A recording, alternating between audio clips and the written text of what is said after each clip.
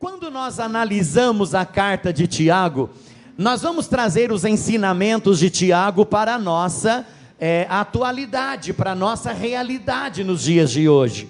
Alguns conselhos, esse é o tema da nossa palavra de hoje. Alguns conselhos de Tiago para a igreja do século 21. Nós somos a igreja do século 21. Então, quais são os conselhos que esse Tiago, ele tem para nos dar nessa noite? Irmãos, o primeiro conselho que Tiago tem para nos dar é que nós devemos agir com sabedoria. Está no versículo 5 do capítulo de número 1. Diz assim a palavra de Deus: e se alguém de vós tem falta de sabedoria, peça a Deus, que a todos dá liberalmente, e não o lança em rosto, e ser-lhe-á dada. Se alguém de vós tem falta de sabedoria, peça a Deus, que a todos dá liberalmente. Irmãos, eu estava meditando ontem, quando eu estava preparando essa palavra, eu estava meditando o que Tiago estava querendo dizer com se alguém tem falta de sabedoria, peça a Deus, que Deus vai dar de forma liberada. Irmãos amados, essa sabedoria, eu entendi o seguinte: essa sabedoria significa aquela sabedoria, discernimento prático. É a pessoa ter sabedoria para viver corretamente diante de Deus. Então, quando Tiago escreve a carta direcionada àqueles irmãos que estavam dispersos por causa da perseguição religiosa da época, Tiago então se preocupou com a vida que eles estavam levando. Tiago se preocupou, irmãos, com a vida que aqueles irmãos estariam levando longe dos seus domínios e longe do seu cuidado. Enquanto aqueles irmãos estavam perto, era mais fácil de Tiago cuidar deles, mas eles dispersos já se tornou difícil. Então Tiago escreve dizendo assim: olha, se alguém de vocês tem falta de sabedoria, peça a Deus, e esse Deus vai dar liberalmente a sabedoria para vocês, e vocês saberão discernir o certo e o errado. Vocês vão saber discernir aquilo que vocês podem fazer e aquilo que vocês não podem fazer. Vocês, tendo a sabedoria que vem do céu, vocês vão saber aquilo que desagrada a Deus e aquilo que é bênção na presença de Deus. Irmãos, e hoje nós precisamos dessa sabedoria também, viu, irmão Cláudio? Quantas coisas o diabo tem colocado aí diante de nós, o pecado, quantas coisas erradas, quanta nojeira que o diabo tem colocado na nossa frente. Irmãos, quanto lixo o diabo tem colocado na nossa frente. E algumas pessoas às vezes dizem: é lícito ou não é? Será que eu posso fazer ou será que eu não posso? Será que eu posso olhar ou será que eu não posso? Será que eu posso ouvir ou será que eu não posso? Será que eu posso pegar ou será que eu não posso? Será que eu posso ir ou será que eu não posso? Será que eu posso frequentar ou será que eu não posso? Então pede para Deus te dar a sabedoria que vem do alto, e você saberá discernir o certo e o errado, aquilo que é pecado e aquilo que não é pecado. Amém, irmãos? Então essa é a primeira lição que eu tiro desse texto, ou daqui da carta de Tiago. Devemos agir com sabedoria. Irmãos amados, o segundo conselho que Tiago dá à igreja do século 21, está do versículo 12 ao versículo 15. Não ceder às tentações. Bem-aventurado o varão que sofre a tentação, porque quando for provado, receberá a coroa da vida, a qual o Senhor tem prometido aos que o amam. Ninguém sendo tentado diga: de Deus sou tentado, porque Deus não pode ser tentado pelo mal, e a ninguém tenta. mas cada um é tentado quanto atraído e engodado pela sua própria concupiscência. Depois, havendo a concupiscência concebido, dá à luz o pecado, e o pecado sendo consumado, gera a morte.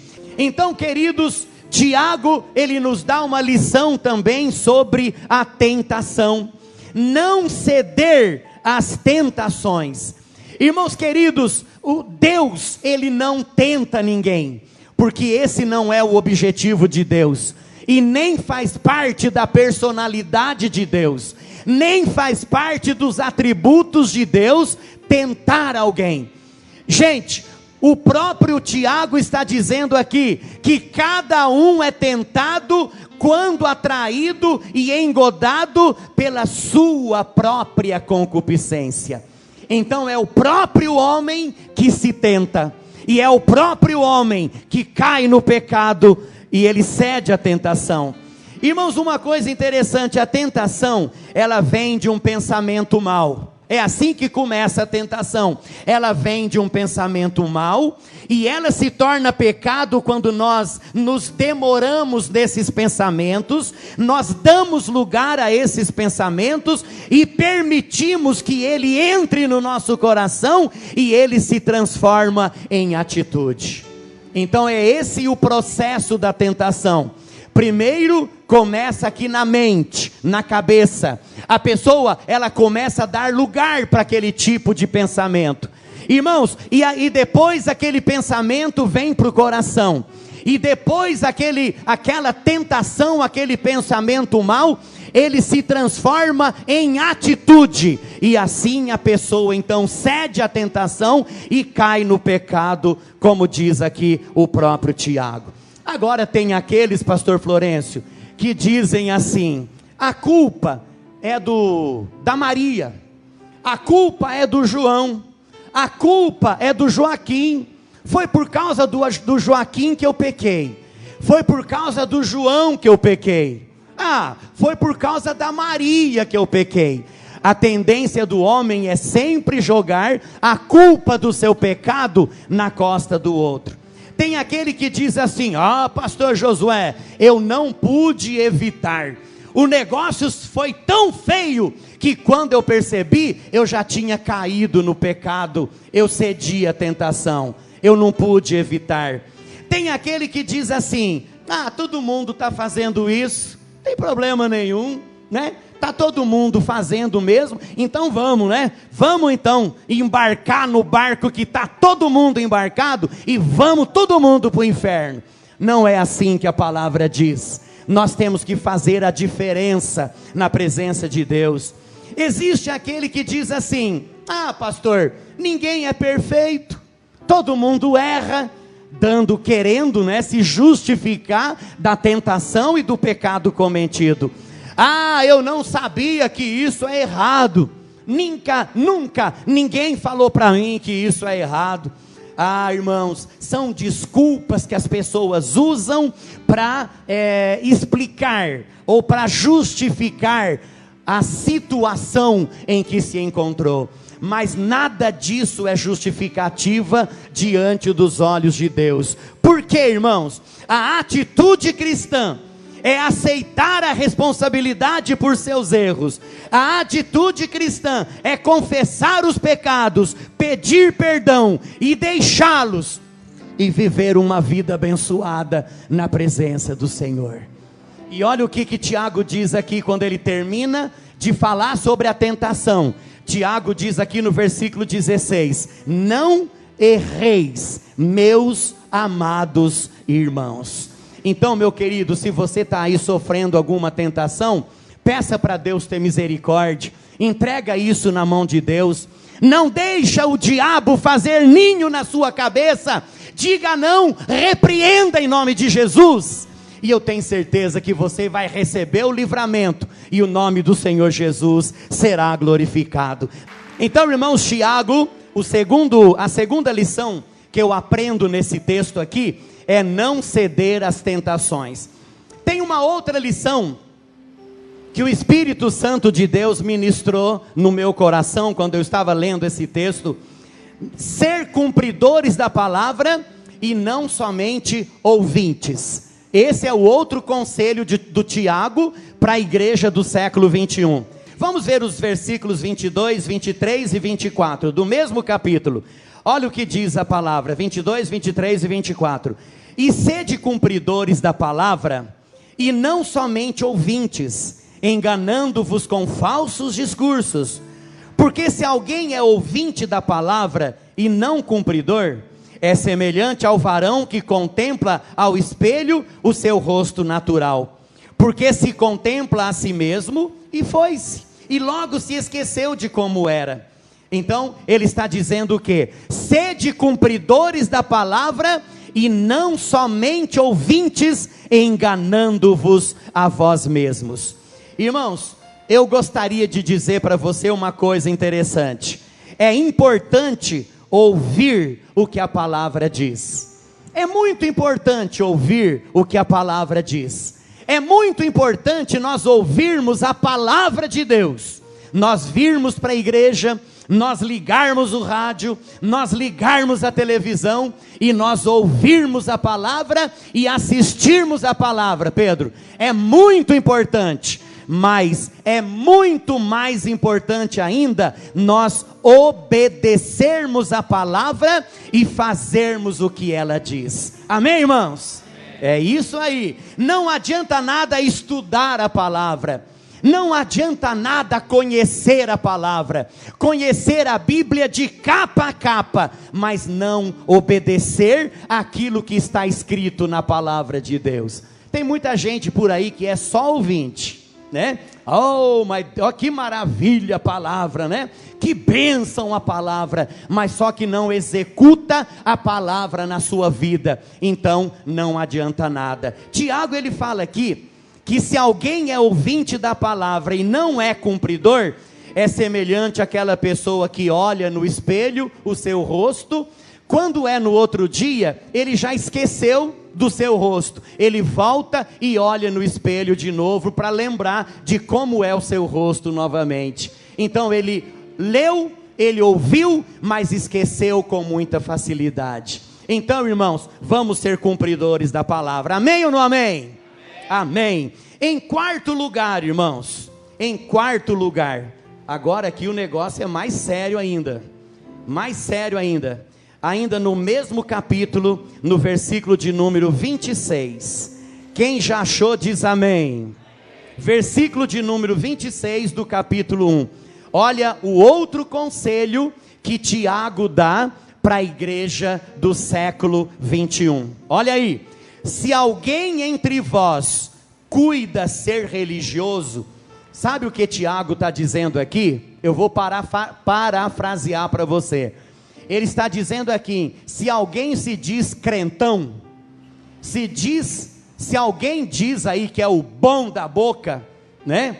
Acha aí que é o santo dos santos, é mais ou menos isso que Tiago está dizendo aqui, ó. Se alguém de vós cuida ser religioso, eu vou falar com as minhas palavras, se alguém entre vós cuida ser um crentão, e não refreia sua língua, antes engana seu coração, olha o que Tiago diz, a religião desse é vã, está perdendo tempo, é isso que quer dizer vã, está perdendo tempo. Se diz santo, se diz o bom, mas não refreia a sua língua, não doma a sua língua, não toma cuidado com aquilo que fala, então a religião desse é vã, está perdendo tempo, Então vamos ver o que nós podemos aprender nesse texto aqui. Irmãos, eu aprendi o seguinte quando eu estava estudando esse texto, independentemente do nível religioso, independentemente do nível espiritual, todos nós temos que aprender a controlar a nossa língua, amém, irmãos? Independentemente da nossa função dentro da igreja, seja lá o que nós fazemos dentro da igreja, nós temos que aprender a controlar a nossa língua, domar a nossa língua. Irmãos amados, eu estava aprendendo aqui também que alguns exemplos de uma língua mal domada são os mexericos. É um exemplo de uma língua mal domada. São os mexericos, o desprezo pelas pessoas, as reclamações, as mentiras, os falsos ensinos, as fofocas, meu Deus do céu, as fofocas, a maledicência. Irmãos, eu estava dando uma olhada no dicionário, o que significa a palavra maledicência. Maledicência significa difamar, significa caluniar. E o que é difamar ou caluniar? É falar algo que o irmão não fez, é falar algo que o irmão não é. Então isso se chama difamação. É por isso que as pessoas têm que pagar indenização quando elas difamam alguém, porque ela falou algo que a pessoa não é. É por isso que a pessoa vai presa, muitas vezes, por causa de uma calúnia. O que é calúnia? É quando eu falo algo que o irmão não fez, o irmão não é. Por exemplo, eu digo, o Cláudio. O Cláudio, meu Deus do céu, o Cláudio é uma pessoa aí que faz isso, que faz aquilo, que faz não sei o quê. Olha, vocês tomem cuidado com o Cláudio, gente. Irmãos, é difamação eu falar aquilo que ele não é, para tentar denegrir a imagem dele diante das pessoas. Às vezes por ciúme, por inveja, alguma coisa assim, a pessoa é levada a fazer isso. Ele pode me levar, fazer um BO contra mim, e me levar para a cadeia, porque eu falei, eu disse algo que ele não é, e ele pode correr atrás dos direitos dele. Irmãos, é pecado da língua mal usada. É pecado, irmãos, de não saber dominar a língua. Irmãos, antes de falarmos alguma coisa, nós devemos refletir. Você sabia disso? Antes de nós falarmos alguma coisa, nós precisamos refletir. Eu aprendi 3 coisas importantes. 3 coisas importantes que eu devo fazer antes de falar alguma coisa. Primeiro, é necessário eu falar? Será que aquilo ali é necessário eu falar? Não sei. Será que vai edificar? É a segunda coisa. Será que aquilo que eu vou falar vai edificar? Também não sei. É verdade ou é mentira?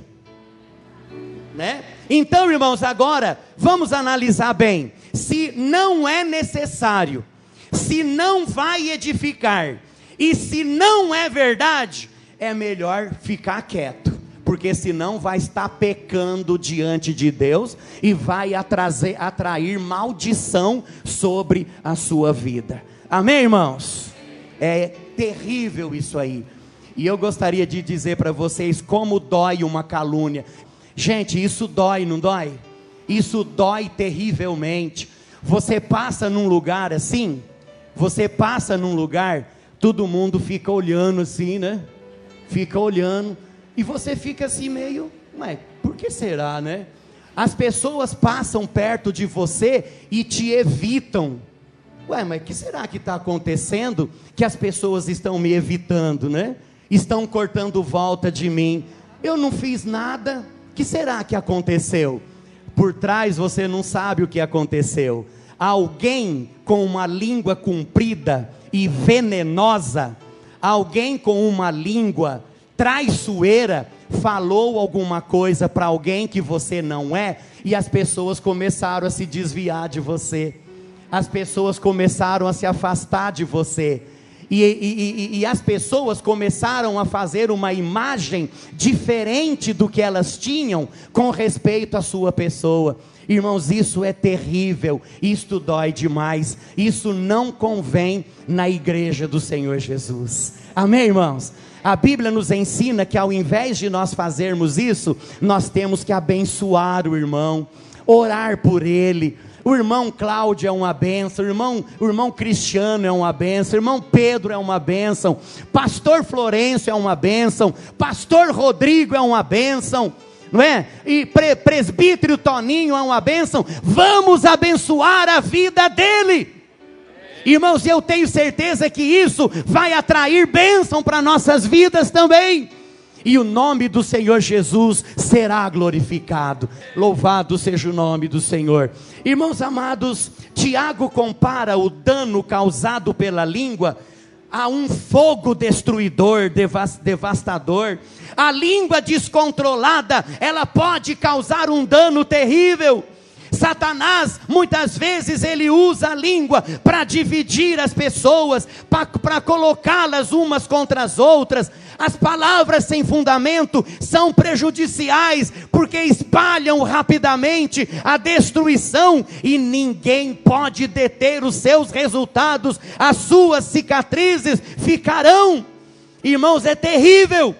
A maneira que nós usamos a nossa língua vão dizer que tipo de pessoas que nós somos.